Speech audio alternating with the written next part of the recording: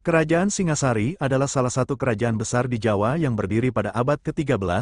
Kerajaan ini didirikan oleh Ken Arok, seorang tokoh legendaris dalam sejarah Nusantara, dan dikenal sebagai kerajaan yang berhasil mengonsolidasikan kekuatan di Jawa dan mengembangkan pengaruhnya ke luar pulau. Berikut adalah uraian lengkap tentang sejarah Kerajaan Singasari.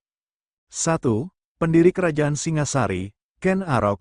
Ken Arok, yang sering digambarkan sebagai tokoh karismatik dengan latar belakang rakyat jelata, adalah pendiri Kerajaan Singasari. Kisah Ken Arok penuh dengan mitos dan legenda. Menurut cerita yang diabadikan dalam kitab Pararaton, Ken Arok adalah seorang anak yatim yang dibesarkan dalam kondisi serba kekurangan. Meskipun begitu, ia memiliki ambisi besar untuk menjadi raja.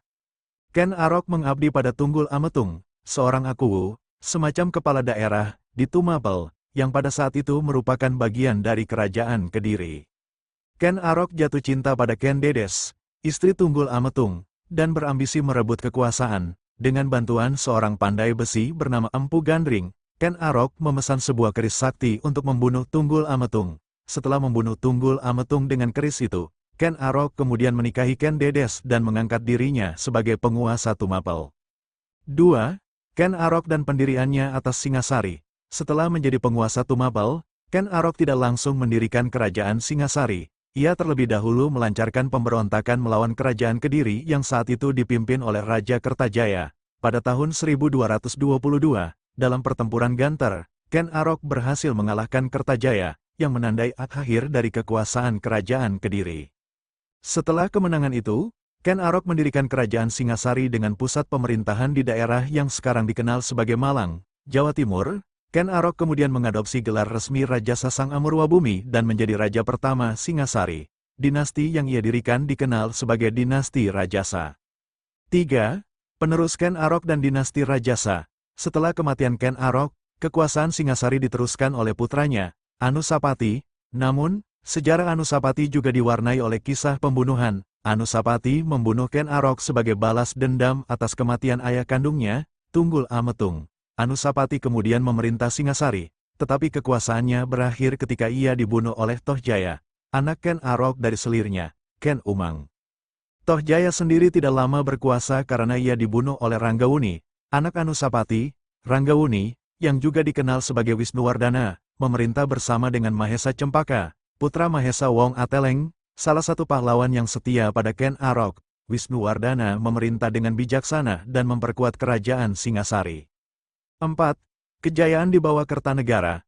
Puncak kejayaan Kerajaan Singasari terjadi di bawah pemerintahan Kertanegara, tahun 1268 sampai tahun 1292, yang merupakan putra Wisnuwardana. Kertanegara dikenal sebagai raja yang ambisius dan visioner. Ia memiliki keinginan untuk memperluas kekuasaan Singasari ke seluruh Nusantara dan bahkan ke luar Nusantara, dengan tujuan untuk menghalangi invasi Mongol yang sedang berkembang pesat di Asia.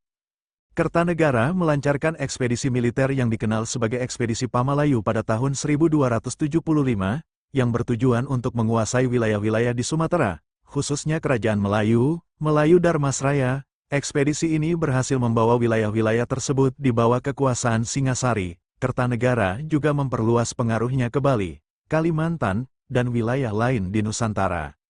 Namun, ambisi Kertanegara ini akhirnya membawa Singasari ke dalam konflik dengan Kekaisaran Mongol, yang pada saat itu dipimpin oleh Kubilai Han. Ketika utusan Mongol datang pada tahun 1289 untuk menuntut upeti, Kertanegara menolak dengan keras, bahkan melukai utusan tersebut. Tindakan ini memicu persiapan serangan balasan dari Mongol. 5. Keruntuhan Singasari.